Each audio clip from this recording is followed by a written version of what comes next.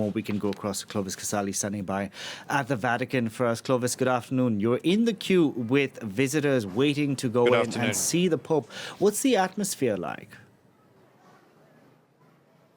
Well, you can see behind me visitors going through security checks before heading to St. Peter's Square, just behind me. And the queues seem rather short here, but I can tell you very long queues on the square there leading to St. Peter's Basilica. Of course, people here looking to pay their respects to late Pope Francis, see their coffin. When they go inside the Basilica, they can't stop. They have to walk past the wooden coffin. This in order to smoothen the rhythm and make sure that as many people as possible can go inside the Basilica. And here is where people come out, people who've been able to see the coffin. We spoke to some of them.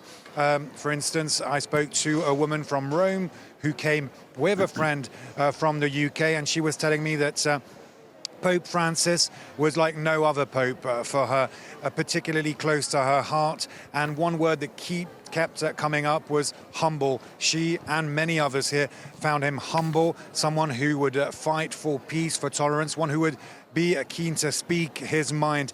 Pope Francis, for instance, who spoke to Christian leaders in Gaza practically every day, trying to bring them comfort in these very difficult times. Pope Francis, who was calling for the end of atrocities in Gaza, but also for the end of the war in Ukraine and for the end of violence. And here, people starting to come out again, and it's an ongoing flow of visitors, thousands already here. We have tourists, of course, who are flocking to St. Peter's Basilica to see the Pope who is lying in state. But we've also had cardinals from around the world descending on the Vatican. And you met one cardinal earlier. What did they have to tell you?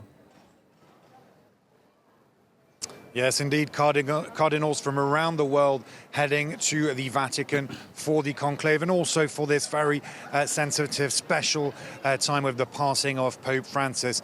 I got to talk with Cardinal Mario Zanari, who was extremely close to Pope Francis, who was named cardinal in 2016, who is His Eminence, the Apostolic Nuncio for Syria. And His Eminence Zanari was telling me that he was fortunate enough, those were his words, to see a final time Pope Francis last week in Santa Marta apartment where the Pope lived, of course, where he passed away. I asked him, why, according to you, was Pope Francis so popular? Why did so many people, so many Catholics, of course, around the world respect and love him? Take a listen. It was very simple. He's a very human being. And there was not a need to translate his message. It was very, very, very close to people, very open. This was his message, very, very human. We just heard there from that cardinal who you interviewed saying that the Pope's message was very, very simple. Clovis, you spoke about security right now as visitors try to get into St. Peter's Basilica. But I'm just curious, do you know about the security measures that will be in place come Saturday? Because we're going to have heads of state from right around the world, including the U.S. President Donald Trump and France's President Emmanuel Macron heading for the funeral. Expect, of course, tightened security, and it has already started. You've got, of course, the famous Swiss Guards, but also reinforcement from Italian police and military. Hundreds, probably thousands of security forces deployed currently. We've seen undercover police helping. You've also got volunteers. Among police forces, you've got some who've got equipment to bring down potential drones, disrupt radio frequencies, and yes, tightened security here at the Vatican.